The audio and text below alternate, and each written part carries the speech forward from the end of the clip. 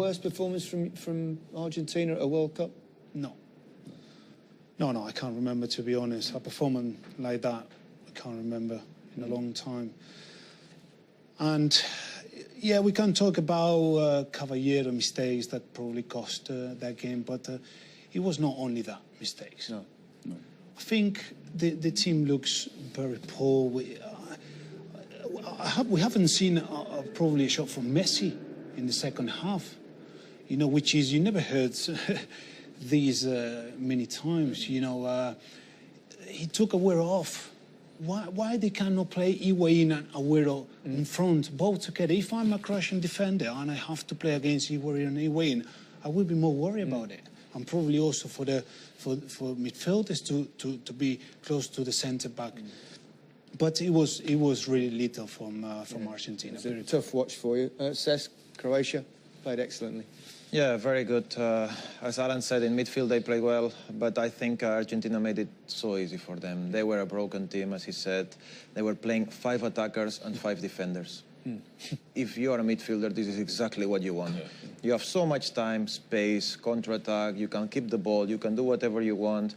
And it felt sometimes the Argentinian players, they were not playing for each other. They were playing against each other. The passes were terrible, nothing to say. Nothing at all. Let's have a look at the group table and see the significance of that particular result. Croatia's victory confirms their place in the last 16, and a point in their final game will guarantee they win the group. Argentina's fate is now out of their hands, and if Iceland get at least 4 points from their next 2 games, the South Americans will be eliminated. Argentina almost certainly have to beat Nigeria to have any chance of progressing. Well, we've seen the odd howler at this World Cup from goalkeepers, but probably none quite like this one. Yeah, but yes, that is absolutely correct. But the problem started before that defensively. A long ball comes forward, and you're looking for your centre half to be dominant. It starts here. Otamendi, he's got a challenge in the air. He's got to win the header here when the ball comes forward. It's a 50 or 60 yard ball. Go and head it. Just go and head it. You're a centre half. Be dominant, but he didn't. And then the rest is obviously down to the goalkeeper. We highlighted mistakes in the first half, but it's an incredible finish. Technique.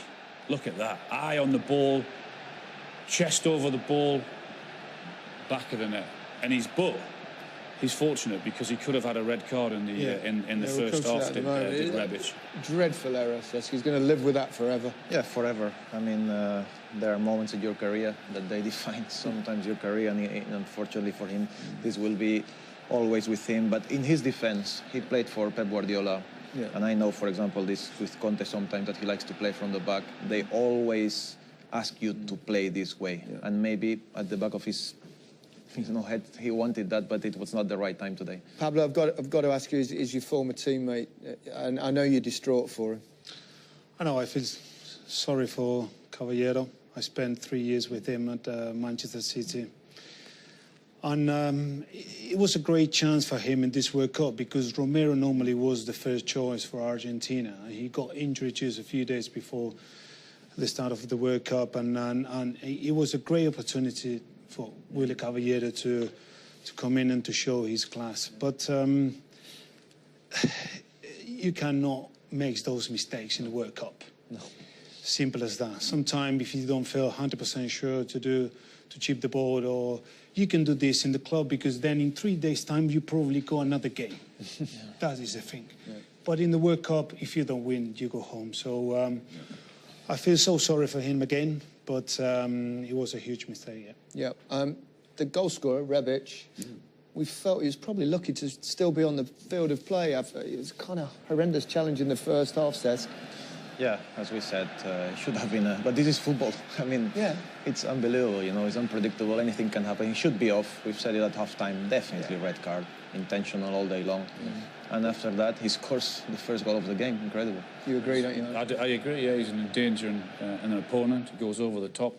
The ball's actually a yard away from him. He knows exactly what he's doing. He's gone to hurt him. Yeah, OK. 2-0 Modric, cracking goal. Beautiful, bending, technical shot. Yeah, it's got incredible bend on it, hasn't it? You can see it from the off. But it sort of summed Argentina up, didn't it? Is that he gets what you're that talking ball. about there, wasn't it? About that fact there's nobody in So the much field. space, it's incredible. But I mean, I don't want to harbour on and continue to pick on the goalkeeper, but I think a top goalkeeper stops that. I really do, because it is a magnificent effort, and you can see the bend of it. Yeah. But look at the reaction when they lose the ball, Argentina, or the lack of it. Just walking. Yeah. That tells you that there's no team spirit, and there's huge problems in that squad. Yeah. Well, they had 3 coaches in qualification and played 45 players and never played the same team once. So there was obviously problems going into the tournament, and you could see them. But great finish from Modric, nevertheless. Yeah, nevertheless, he played fantastic. I think he was superb. You know, he's key for them on holding the ball. You know, moving forward. He's always looking for the right pass, and to have this type of player secures you so much as a team. You know, gives you confidence. And I don't think Croatia were amazing. I just think they know exactly how they want to play. They have a plan. They went for it. But Argentina, a big disappointment. Yeah, Rakitic got in the act at the end. I don't really want to ask you to talk us through any of the... I know you're so disappointed, but Listen, by this stage it was all over, wasn't it? You have to give credit to Croatia. They were a really, really good team in the second half. And what I really appreciate from those players like Rakitic, Modric, they have a really good technique, but they've been so disciplined without the ball. They've been working so hard without the ball. Yeah, but look at the way the Argentinians. Yeah, that is unacceptable. Start to walk back when they lose the ball here. You're 2-0 down in the World Cup, and your manager's in desperate trouble, and he's looking for players to pull him out the mire. Come on, 9 players out of position. Look at the players jogging back there. Mascherano sort of sums it up there. Look, arm in the air, trying to play. Still hasn't moved. That tells you there's serious problems in that team. How will this go down back in Argentina? I mean, I know they're a hugely passionate, football-loving country. What will the reaction be like? I think everyone is so angry in Argentina. Angry? For sure, yeah, angry. I think, you know, the Argentinian people, they waiting for this group of players. Probably is the last chance for a few of them to make something big with the national team. So some of those players, they lost 3 consecutive finals. The World Cup in Brazil in 2014, and then 2 Copas America with Chile on penalties. And probably was the last chance to show something. But it's going to be tough for them. It's going to, especially they will be so criticised from the media as well. Of course, we saw some brutal tackling in that game, didn't we? I mean, it really was the most physical encounter probably of the World Cup so far. There was some naughty tackles out there. I mean, that one was from Otamendi there. He's fortunate not to get a red card here.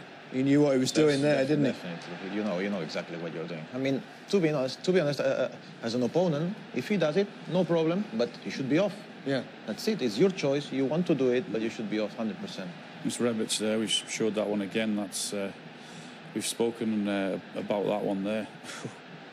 Yep, there was a few naughty challenges out in that game, and very surprised that we didn't see a red card. Yeah.